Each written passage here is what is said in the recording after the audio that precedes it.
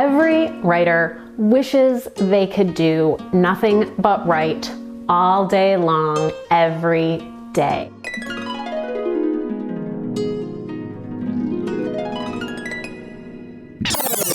But some writers have a full-time job, and that's a bummer. And a lot of writers who are just starting out see a full-time job as an obstacle to pursuing their writing dreams. But it is an obstacle that can be overcome. So today we're going to talk about how to write with a full-time job. I have a full-time job, but I am also a writer.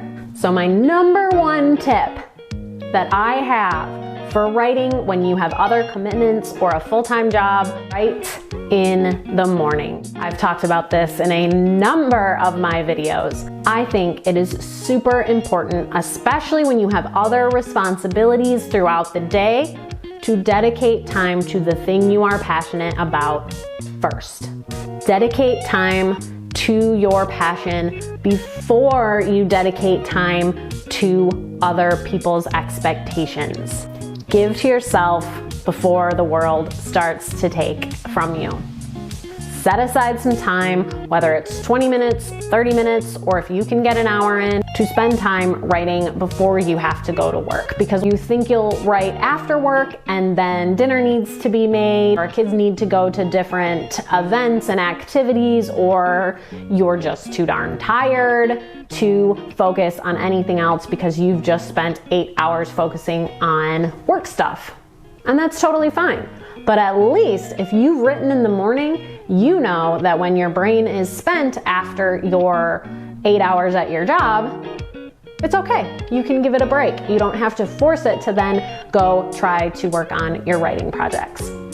Tip number 2 could counteract tip number 1. Understand when your brain and body work best. My advice was to write in the morning, but if you know your brain and you know that it just does not wake up and does not function before a certain time, and that time just happens to be when work starts, don't try to force it. Understand your body and your brain and your energy cycles so that you can utilize those to work for you. If you know that your brain is the most creative in the evenings, you might have to find some time to set aside in the evening. If you don't have kids, that's probably going to be a lot easier than if you do. If you do, you might have to talk to your spouse and say, look, I just need this time in the evening to write. So know your brain, know your body, and know your limitations. If you're not going to be able to write after the kids go to bed because your brain is just too spent and too done, you're going to have to figure out another time. So just understand that about yourself and don't try to force yourself to write at times that it's just not going to happen.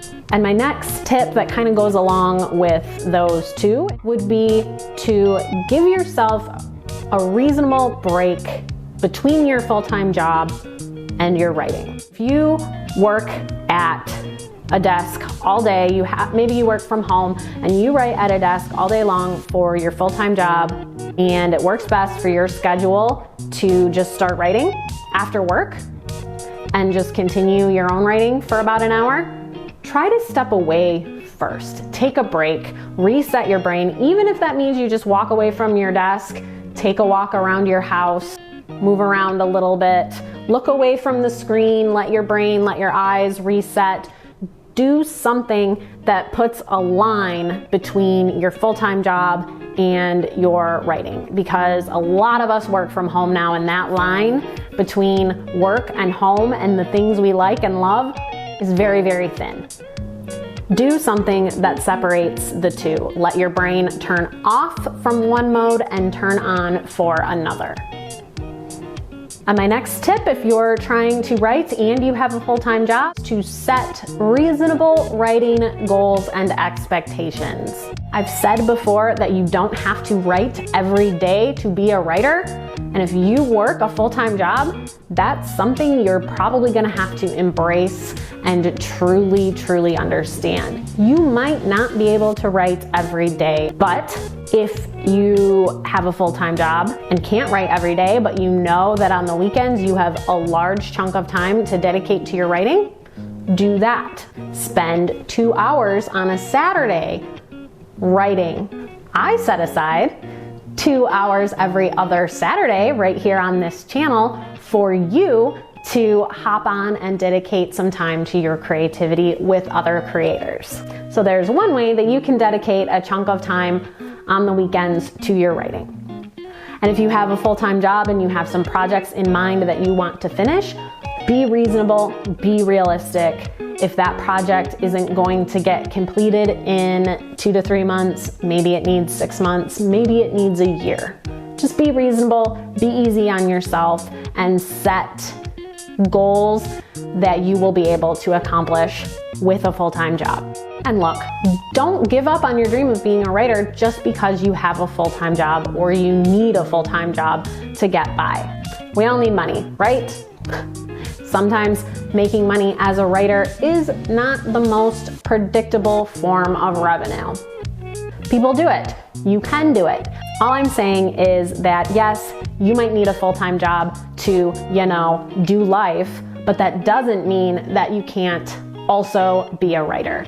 Lots of people do it. So don't worry, don't feel overwhelmed, and don't give up on your writing dreams just because you have a full-time job. If you need support and encouragement while facing the challenge of trying to find time to write with a full-time job, the Creative Warriors group on Facebook is filled with creators just like you.